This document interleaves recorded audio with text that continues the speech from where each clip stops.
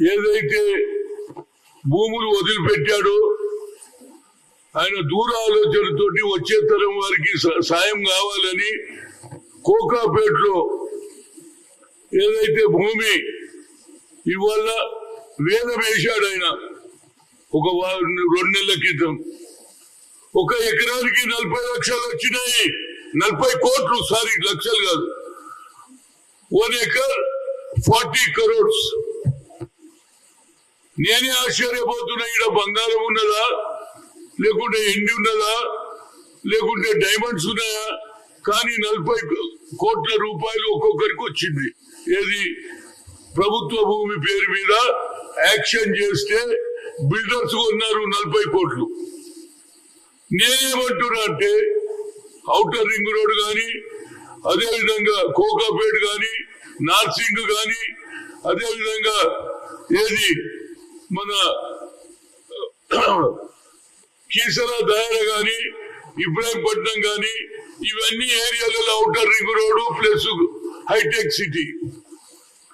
పేదోళ్ళు తరతరాల నుంచి నానమ్మ, పెద్దయిన, చిన్న పిల్లలు ఈనాడు 2 ఎకరాలు, 3 ఎకరాలు, 4 ఎకరాలు, కొందరికి 20 ఎకరాలు ఉన్నాయి. వాళ్ళు ఎంత కమ్మీరు తెలుసా? 5 లక్షలు, 10 లక్షలు, 20 లక్షలు, అంతే. ఎందుకంటే కొందరు భయపెట్టించి కొందరు, కొందరేమో అరే ఔటర్ రింగ్ రోడ్ వస్తుందిరా మీకు 5 లక్షలే ఇస్తారు, మేము 7 లక్షలలో కొన్నారు. ఇవాళ కోట్ల రూపాయలు ప్రభుత్వం వ్యాపారం చేస్తుంది. అదే సోనియా ఇందిరాగాంధీ గారు దున్నే వాడికే భూమి అని ఇచ్చింది, భూ సంస్కరణ అమలు చేసింది. అదే విధంగా పేదవాళ్లకు అసైన్ ల్యాండ్ కూడా ఇచ్చింది. నీకు ఒక సంగతి చెప్తాను, మీరు విచిత్రపోతారు. కీసరా దాయర అనే ఏది గ్రామంలో గతంలో 1981లో 10 మందికి 94 ఎకరాలు ఇవ్వడం జరిగింది. ఏది గిరిజనులకు, లెఫ్ట్ వాళ్లకు, మాదిగ వాళ్లకు. వాళ్ళు 1981 నుంచి వాళ్ళ పరిమితిలో ఉన్నది. 10 మందిలో 2 రైతులు చనిపోతే రాగి కృష్ణారెడ్డి అని ఒరిజినల్ ఆయన 400-500 ఎకరాలు ఉండే ల్యాండ్ సీలింగ్ యాక్ట్ గా ఇది వదిలేసి వీళ్ళకే దున్నే వాడికే భూమి అని ఆ రోజులలో ఇచ్చిండ్రు. 1981 నుంచి వీళ్ళ దగ్గర ఉన్నది. 1997 వచ్చే లోపల 2 హరిజనులు చనిపోతే దొంగ సంతకాలు పెట్టి మాకు ఈ భూమి అవసరం లేదు, ఇక్కడ పంట పండియలేము అని హైకోర్టులో అప్పీల్ చేసి రాగి కృష్ణారెడ్డి గారు ఏం చాలు నంబర్ చెప్తా 173, 174, అదేవిధంగా 176, 179, 213, 2005 వాళ్ళు తన పేర్ల మీద రాసుకున్నారా. ఆఖరికి రాగి కృష్ణారెడ్డి కొడుకులు ఎంత? 2 కొడుకులు. వాళ్ళ పేర్ల మీద చేయలే, భార్యల పేర్ల మీద చేసిండంటే ఇక నీ తల్లి ఏడుందిరా బాబు కేసీఆర్. ఇవి పాతగా మన దొరలకే ఇస్తున్న భూమి. ఇలా నేను ఒకటే అడుగుతున్నా, నీకు 40 కోట్లు వచ్చినాయి. మా పేదవాళ్ళు, అది ఎస్సీలు కావచ్చు, బీసీలు కావచ్చు, మైనార్టీలు కావచ్చు, 3 ఎకరాలు ఉన్నాయా, 4 ఎకరాలు ఉన్నాయా, వాళ్ళకు 5 లక్షలు 10 లక్షలలో నువ్వు కొని ఇవాళ రియల్ ఎస్టేట్ బిజినెస్ పెరిగిపోయింది. పెద్ద పెద్ద వెంచర్లు చేస్తున్నారు. కానీ రైతుకి ఏం మిగిలింది? ఓనర్కి ఏం మిగిలింది? తరాల నుంచి, తాత ముక్తాతల నుంచి వాళ్ళ ప్రాపర్టీని కాపాడితే ప్రాపర్టీ కాపాడడానికి ఏం వస్తలేదు. నిజంగా కేసీఆర్ నీకు చిత్తశుద్ధి ఉంటే తప్పనిసరిగా ప్రతి ఎకరానికి 1 కోటి రూపాయలు ఇప్పియాలి. ఎందుకంటే నువ్వు అన్నావు హరిజనులకు 3 కోట్లు, 3 ఎకరాల భూమి అన్నావు, ఇయ్యలే. ఈ జోబులోకి వెళ్ళి ఎకరా బాబు వెంచర్లు చేసేటోళ్ళతో ఇప్పి, అప్పుడు నీ పేరు వస్తుంది. అంతేగాని దళిత బంధు, ఆ బంధు అని అంటున్నావు, కానీ నిజమైన భూమి ఓనర్లకు న్యాయం జరుగుతలేదు. అంతేకాదు మాజీ ముఖ్యమంత్రి ఎన్టీ రామారావు గారు మహిళలకు కూడా రిజర్వేషన్ ఇచ్చిండు ఆస్తిలో. వాళ్ళు కూడా పెట్టుకున్నారు. ఏది వాళ్ళ సర్వే నంబర్ కూడా చెప్తా. సర్వే నంబర్ 27 ఎకరాలు కొన్నారు. 54, 60, 61, 62, 63, 64, 65 ఇటీవల అమ్మిండ్రు. వాళ్ళు ఎంత హుషారున్నారు చూడు. వాళ్ళ నాయనకు 5 అన్నదమ్ములు, వాళ్ళు తీసుకున్నారు కానీ చెల్లెళ్ళు 5 ఉన్నారు. ఇక వాళ్ళ పేర్లు కూడా చెప్తా. మనమ్మ, బత్తనమ్మ, ఎల్లమ్మ, మౌతులమ్మ, పెట్టమ్మ, వీళ్ళకి రాలే. వాళ్ళు కూడా కోర్టులో పోయి కేసు వేసిండ్రు మాకు వేయాలి. ఇలాంటి జరుగుతుంటే కేసీఆర్ నేను గొప్పలు చేసినాకు ఏం గొప్పలు చేసినారా బాబు? ఇందిరాగాంధీ ఇచ్చిన భూములు తీసేసుకుంటావు, ఇందిరాగాంధీ ఇచ్చిన పట్టాలు తీసేసుకుంటావు. నువ్వేమో రియల్ ఎస్టేట్ మీద నువ్వు నరేంద్ర మోడీ అడిగే బాబు, వాడు కూడా కోటీశ్వర్లకే చేస్తున్నాడు. నువ్వు కూడా రియల్ ఎస్టేట్ వ్యాపారాలకే లాభం చేస్తున్నావు. పెద్ద పెద్ద వెంచర్లు ఒక్కొక్కడు 80 కోట్లు 70 కోట్లు కడితే పేదవారి కడుపు మండుతుందా లేదా? ఇది నా భూమిలా, నా భూమి మీద ఇంత పెద్ద ఇల్లు కట్టిర్రు, నాకు పావులు ఇచ్చిర్రు అని అంటున్నారు రా బాబు. కనుక కాంగ్రెస్ పార్టీ, నేను పార్టీలో డిస్కషన్ చేస్తా, మల్లికార్జున్ ఖర్గే గారితో మాట్లాడతా, రాహుల్ గాంధీతో మాట్లాడతా. ఇది ఒక ఉద్యమం కావాలి. పేదవారికి కూడా 1 ఎకరానికి ₹1,00,00,000 ఇచ్చినాడే నిజమైన ఇందిరాగాంధీ భక్తులుగా పనిచేయాలని ఉన్నది. ఎందుకంటే ఆ అమ్మ భూ సంస్కరణ అమలు చేసింది, కమ్యూనిస్ట్ వాళ్ళు గోడల మీద రాయింది, దున్నేవాడికే మూమెంట్ అవి ఇచ్చింది, బ్యాంకు నేషనలైజ్ చేసింది. మన వీకర్ సెక్షన్ ఎక్కడ పోతున్నది? మొన్న మునుగోడులో ఈ రిజల్ట్ వచ్చిన తర్వాత బడుగు బలైన వర్గాలు మనతో దూరం అవుతున్నారు. వాళ్ళ గురించి ఇది కేసీఆర్ ఇప్పించే వరకు తప్పనిసరిగా ఏది కోకాపేట మొదలు పెడితే ఏది అక్కడి వరకు ఏది కీసర దానిక అన్ని ప్రాంతాలు తిరుగుతా. పేదవానికి దొరికే వరకు కొడతా. ఏ పేదవాళ్ళు ముస్లింలు ఉన్నారు. ఆ రోజులలో నిజాం దగ్గర భూములు ఉండాలి, అవి కూడా తీసేసుకుంటున్నారు. అవి కూడా అగ్గోకు తీసుకున్నారు భయపెట్టించి. ఎస్సీల దగ్గర తీసుకున్నారు, మున్నూరు కాపుల తీసుకున్నారు, ముదిరాజుల దగ్గర తీసుకున్నారు. వాళ్ళకి ఇది ఒక ఉద్యమం. ఇందిరాగాంధీ ఆలోచనను మరొకసారి ఇంప్లిమెంట్ చేయాలని నాకు ఆలోచన వచ్చింది. అందరు తిరుగుతున్నారు పాదయాత్రలు. నేను ప్రజల పక్షాన, ప్రజలకు న్యాయం గురించి తిరుగుతా. వాళ్ళు రాజకీయ లబ్ధిల గురించి తిరుగుతున్నారు. మేము పేదవారికి న్యాయం చేయడానికి తిరుగుతున్నా. తిరగడానికి నేను పర్మిషన్ తీసుకుంటా మల్లికార్జున్ ఖర్గే గారు. అదే విధంగా రైట్ టు ఇన్ఫర్మేషన్ యాక్ట్ లో పెడతా. ఎవరెవరికి కంపిండో, ఎవరెవరికి కంపిండో వాడు రియల్ ఎస్టేట్ బిజినెస్ చేస్తాడు. 20 కోట్లు 30 కోట్లు ఎకరంలో కడితే వారికి ఒక్కరికి 100 లాభం అవుతుంది. వాడు 1 ఎకరానికి 1 కోటి రూపాయలు తప్పేమున్నది? కేసీఆర్ నీకు నిజంగా చిత్తశుద్ధి ఉంటే ఎన్నికలు రాకముందు ఏమన్నావు? ప్రతి పేదవారికి ఇస్తాను, హర్గల్లో 3 ఎకరాలు అన్నావు. వాళ్ళ భూమి వాళ్ళు అమ్ముకున్నారు, వాళ్ళకి న్యాయం చేయమంటారు. నేను వేరేది ఏమడగా. ఇది రాజకీయ కక్ష కాదు. నువ్వు అంటున్నావు వీకర్ సైడ్. మా ఆలోచన కూడా అదే. Congress party always stood on the weaker section. అందుముందే ఈనాడు కూడా ఇన్నేళ్ళైనా కాంగ్రెస్ పార్టీ అప్పుడప్పుడు అప్ డౌన్స్ వస్తాయి, కానీ మళ్ళా ప్రజలలో మాకు విశ్వాసం ఉన్నది. మేము పేదవాళ్ళ గురించి కొట్లాడతాం. అదేవిధంగా రామారావు గారు మహిళలకు ఆస్తిలో కూడా 50% ఉంటే ఇవాళ 50% ఇవ్వకుండా మొగోళ్ళు తీసేసుకున్నారు. ఆడోళ్ళు ఏమో కోట్ల చుట్టూ తిరుగుతున్నారు. అదేవిధంగా ఏది కీసల తయారుగా ఆ అర్జన్లు ఇంకా తిరుగుతూనే ఉన్నారు కోట్ల చుట్టూ.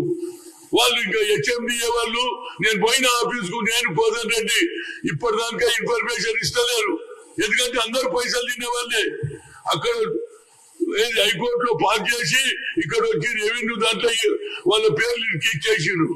వాళ్ళ పేర్లు కూడా చెప్తా చూడు. ఇక 2000 రికార్డులో ఇవన్నీ 173 శ్రీధర్ రెడ్డి, లింగారెడ్డి అనే కుమారులు మొత్తం తతంగా నడిపించి కుమ్మక్కయ్య భూములను ఇటీవల ఇవన్నీ చేస్తున్నారు. అంటే ఏందిరా బాబు ఇది? ఈ ప్రభుత్వం ఎవరి గురించి ఉన్నది? ఆయనకు 400-500 ఎకరాలు ఉండే రాగి కృష్ణారెడ్డి ఆయన పేరు. ఆయన కొడుకులు 94 ఎకరాలు భూమి లెక్కించారు 10 మంది హరిజనులకు. అది కూడా లెఫ్ట్ మాదిగ వాళ్ళకు. వాళ్ళు సరిపోగానే ఇద్దరు సరిపోగానే హైకోర్టులో వీళ్ళే రాసి ఇచ్చిందట. దొంగ సంతకాలు పెట్టిండు. ఇవన్నీ వెరిఫై చేయి. కేవలం మాటలు చెప్పడం కాదు. ఇది ఇవాళ తిరుగుతున్నారు వాళ్ళు పాపం తిండి లేక. కోర్టులో పోవాలంటే ఎన్ని పైసలు అయితే పేదవాళ్ళకి న్యాయం జరగదా? ఇందిరాగాంధీ ఇచ్చిన భూమిని తీసుకునే అధికారం ఎవరిచ్చిండు?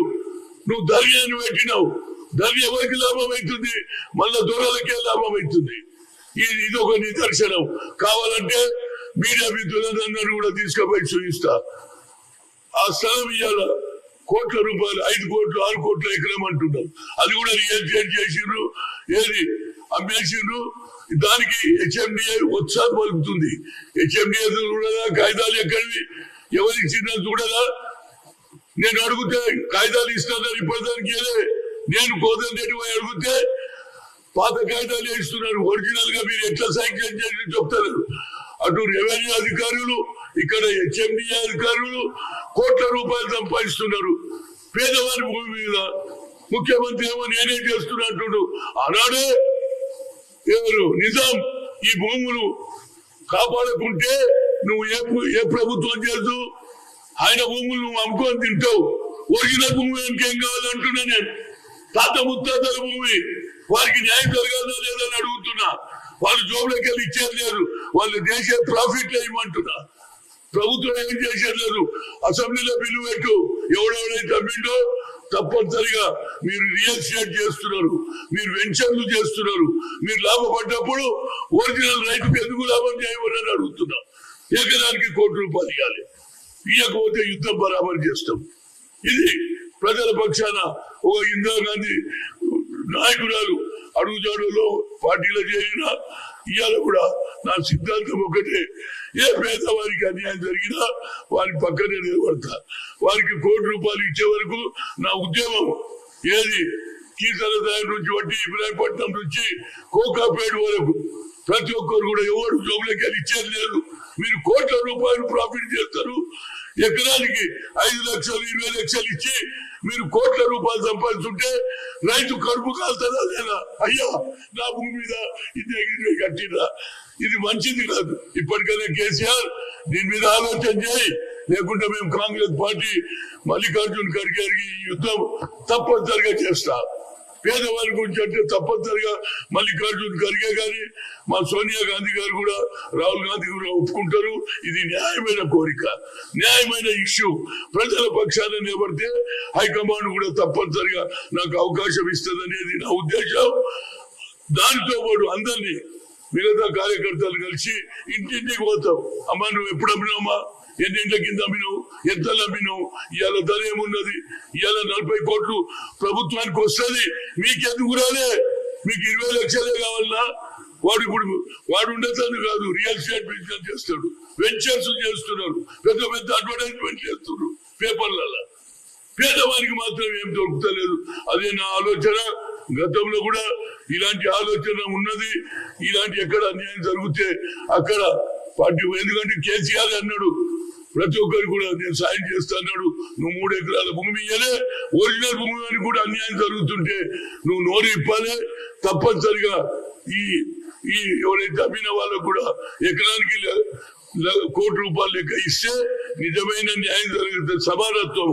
అంబేద్కర్ ఏమన్నాడు? సమానత్వం, అందరికీ న్యాయం అన్నాడు. అదే ఆలోచన మాది కూడా, అదే ఆలోచన. తప్పనిసరిగా దీని మీద తొందరలోనే మరి ఈ కార్యక్రమం తీసుకుంటా. అదే విధంగా రైట్ టు ఇన్ఫర్మేషన్ ఎవడెవడని కంప్లీట్ ఓన్లీ రిజిస్టర్ కేవలం ఫీజు కావాలి.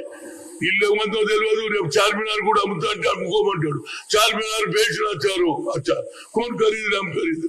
నువ్వు చార్మినార్ ఇవ్వండి, ఆ భూమి ఇవన్నీ చూడాలి రిజిస్టర్ ఆఫీసులో. ఇది ఒక ఎవరి భూమి, ఒకే భూమిని ముగ్గురు అమ్ముతున్నారు. ఎప్పుడైనా నువ్వు దీని మీద చర్య తీసుకున్నావా?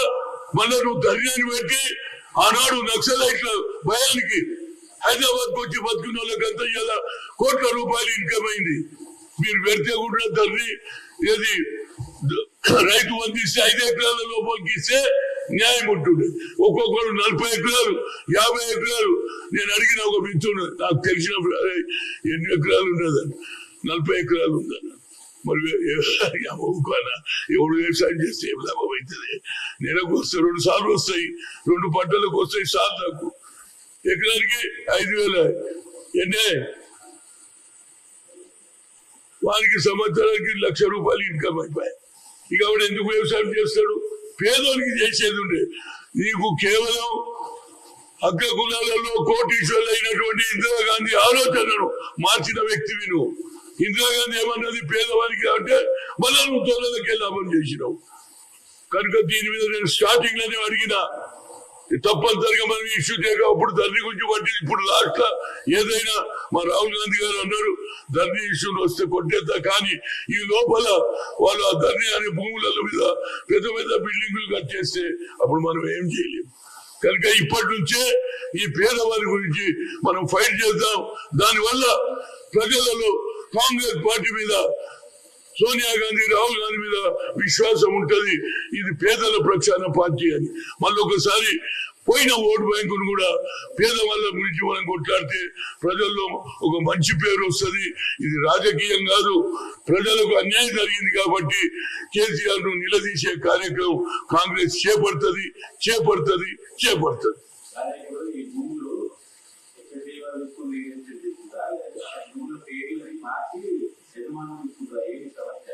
వాళ్ళు ఏం చేసిండ్రంటే ఎంత ఇంటెలిజెంట్ గా రాగి కృష్ణారెడ్డికి 2 కొడుకులు. వాళ్ళు ఏం చేసిండ్రంటే 1997 హైకోర్టుకు అప్పీల్ చేసి అందులో 2 చచ్చిపోయారు. 87 కూడా 19 కూడా 2 చచ్చిపోతే వాళ్ళు ఏంటంటే వాళ్ళ దొంగ సంతకాలు పెట్టి మేము ఈ భూమి చేయలేం, రాళ్ళు రప్పలు ఉన్నాయి, మాకు వద్దా, మేము ఈ భూమి మాకు అవసరం లేదని వీళ్ళకి రాసిచ్చినట్టు రాగి కృష్ణారెడ్డి కొడుకులు పెట్టి ఆయన ఏమో చచ్చిపోయిండు. కొడుకులు ఏం చేసిండ్రు ఇంటెలిజెంట్ గా మా పేరు పెడితే ఎప్పుడన్నా బయటకు వస్తుందో అలా పెండాల పేరు మీద చేయించు. వా ఏం తెలివిరా బాబు. మన అవి తీసుకొచ్చి రెవెన్యూలా ఆర్డీఓలు ఎంఆర్ఓల పని ఇదే కదా. రేసులు ఎవడు పోతాడు?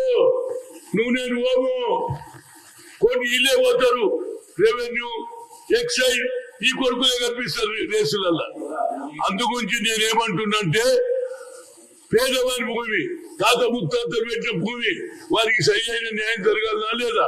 ప్రభుత్వం ఏమో 40 కోట్లకు ఏది యాక్షన్ చేస్తారు. పేదవానికి ఏం లాభమైందా? నువ్వు ప్రభుత్వం ఏమో రియల్ ఎస్టేట్ బిజినెస్ చేయొచ్చు, పేదవానికి అయితే న్యాయం జరగాలి కదా. మేము ఎక్కువేమో అడుగుతలేము. వెంచర్స్ వాళ్ళు చేసినటువంటి ఎవరైతే తీసుకున్నారో మినిమం ₹1 కోటి వాళ్ళకి ఇస్తే అప్పుడన్నా న్యాయం జరుగుతుంది అనేది నా ఉద్దేశం. చాలా మంది కొందరు 5 లక్షలకి అమ్మిండ్రు, ఇంకోటి భయపెట్టించారు కొందరు. అరే మీ ఏరియాకి వెళ్ళిపోతుంది రోడ్డు, గవర్నమెంట్ ఏమి ఇస్తుందో 2 లక్షలు, నేను 5 ఇస్తా ట్రాక్టర్ చేసిండ్రు. కనుక ఇదంతా ఔటర్ రింగ్ రోడ్, అదేవిధంగా కోకాపేట్, దీని మీద తప్పనిసరిగా మనం యుద్ధం చేస్తే తప్పనిసరిగా పేదవాళ్ళ దీవెనలు మనకు వస్తాయి. బడుగు బలైన ముస్లింలు ఉన్నారు, ఎస్సీలు ఉన్నారు, ఎస్సీలు అందులో రెడ్లల్లో కూడా ఏదైతే బిలో పావర్టీ వాళ్ళు కూడా ఉన్నారు. అందరికీ న్యాయం జరగాలనేది నా ఉద్దేశం. అన్నిటికంటే ఎందుకు చెప్తున్నా అంటే కేసీఆర్ రావడం 3 ఎకరాల భూమి ఫ్రీ అన్నాడు, ఇస్తా అన్నాడు. కానీ ఉన్న భూమిని అమ్ముతుంటే నువ్వు వారికి న్యాయం చేయకపోతే ఎట్లా అనేది నా concept. Okay right, thank you.